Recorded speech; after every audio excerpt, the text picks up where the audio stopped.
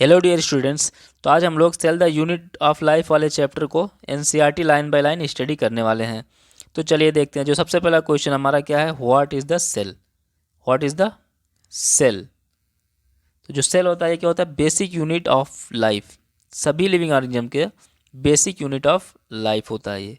Cell क्या होता है, बेसिक यूनिट ऑफ लाइफ होता है। कुछ ऑर्गेनिज्म जो होते हैं ये सिंगल सेल से मिलकर बने होते हैं, जिसे हम क्या कहते हैं, यूनिसेलुलर ऑर्गेनिज्म कहते हैं। और कुछ ऑर्गेनिज्म मल्टी सेल से मिलकर बने होते हैं, जिसे क्या कहते हैं हम लोग, मल्टी सेलुलर ऑर्गेनिज्म कहते हैं।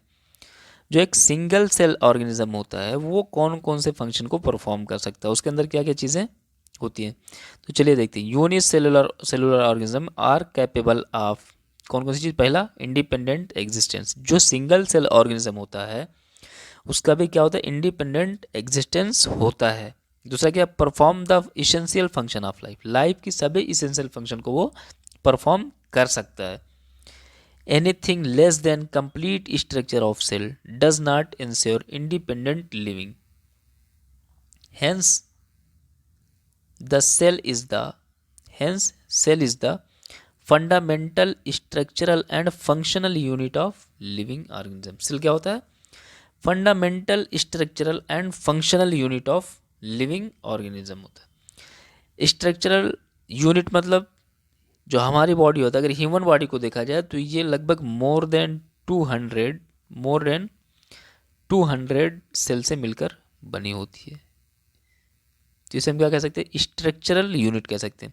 और फंक्शनल यूनिट मतलब जितनी भी मेटाबॉलिक रिएक्शन होती है हमारी बॉडी में, जितनी भी मेटाबॉलिक रिएक्शन होती है वो कहाँ, किसके अंदर होती है, सेल के अंदर ही परफॉर्म होती है। जितनी भी मेटाबॉलिक रिएक्शन होती है सेल के अंदर ही परफॉर्म होती है। तो चलिए देखते हैं। जो सबसे पहले सेल की खोज किसने की थी, रॉबर्ट हुक ने सेल को देखा था, लेकिन उन्होंने क्या देखा, रॉबर्ट हुक ने डेड सेल को देखा था। रॉबर्ट हुक ने डेड सेल को देखा था।